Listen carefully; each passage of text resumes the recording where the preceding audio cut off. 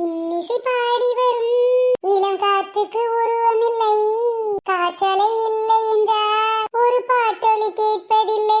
ஒரு கானம் வருகையில் உள்ளம் கொள்ளை போகுதே, ஆனால் காற்றின் முகவரி கண்கள் அறிவதில்லை. பாடல் போல தேடல் கூட ஒரு சுகமே.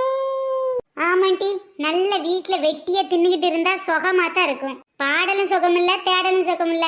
நல்ல உன்ன மாதிரி தின்னுட்டு படுத்து கிடக்குறதாண்டி சுகம். என்னம்மா வந்தது வராதமா சலிச்சுக்கிறீங்க?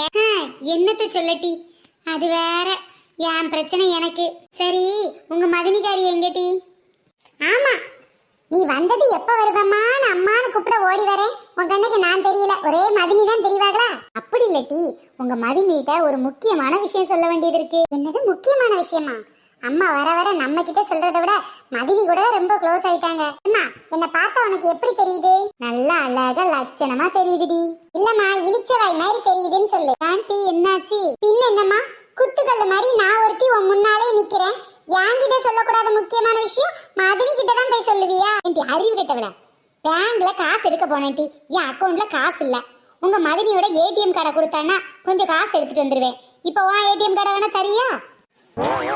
ஐயா, நானே வாயை கொடுத்து வாங்கி கட்டிக்கிடுவேன் போல. ஏன் காசு வீணா போயிருமே. கொடுக்க கூடாதா சாமி? நிடி தரியா? இல்லம்மா, நீ மதினியிட்டே போய் கேட்டுக்க சரியா? அது சரி, அவளை எங்கடி? புள்ளிமான் மாதிரி துள்ளி குதிச்சு ஓடி வருவா, எங்கேயும் காணும்.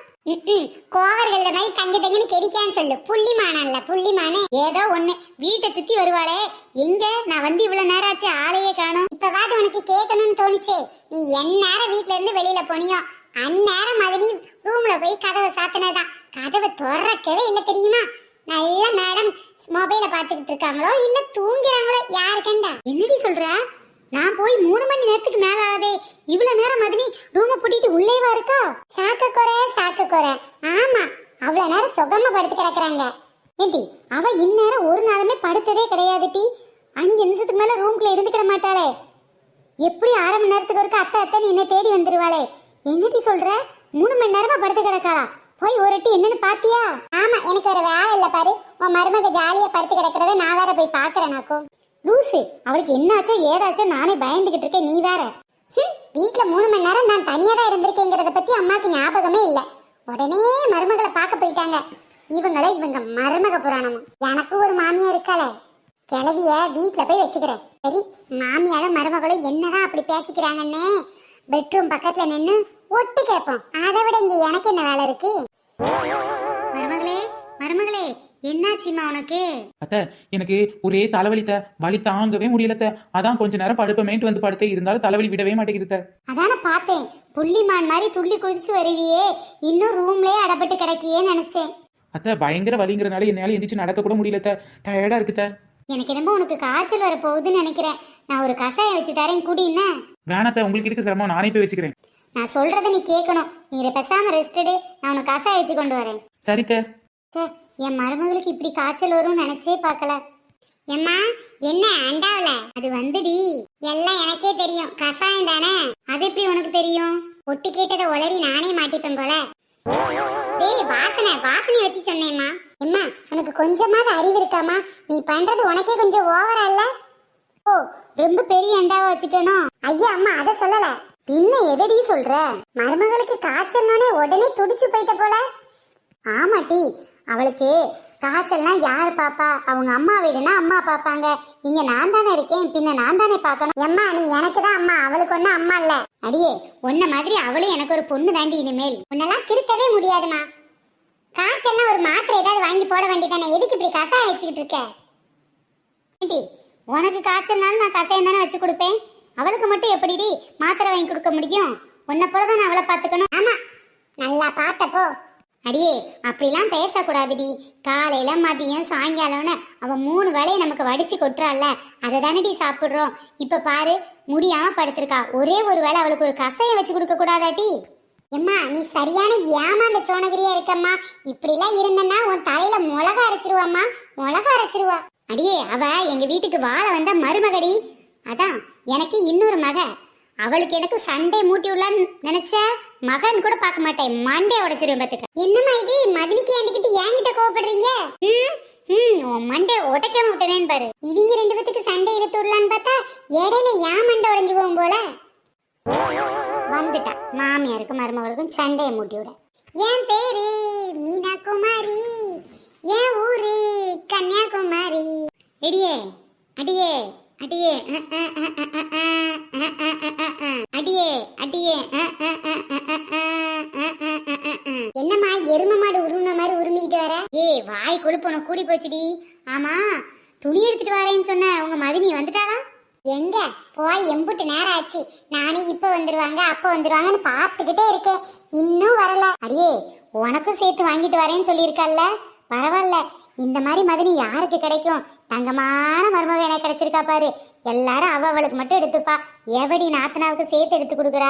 ஆமாம்மா நல்ல மதினி தான், எனக்கு சேர்த்து எடுத்துட்டு வரேன்னு சொல்லியிருக்காங்க. அது சரி டி, அவ உனக்கு துணி வேணுமான்னு கேட்கும்போது வேண்டாம் நீன்னு ஒரு ஃபார்மாலிட்டிக்காவது நீ சொல்லியிருக்கலாம்ல டி. அம்மா வாசியில துணி கிடைக்குன்னா யார் வேண்டான்னுவா? ஒருவேளை நான் ஃபார்மாலிட்டிக்கு வேணான்னு சொல்லிட்டேன்னு வச்சுக்கையே, சரி நாத்து தான் வேணான்ட்டல்ல, அப்ப எடுக்க வேண்டாம்னு நினைச்சு எடுக்காம வந்துட்டாங்கன்னா போச்சுல்ல.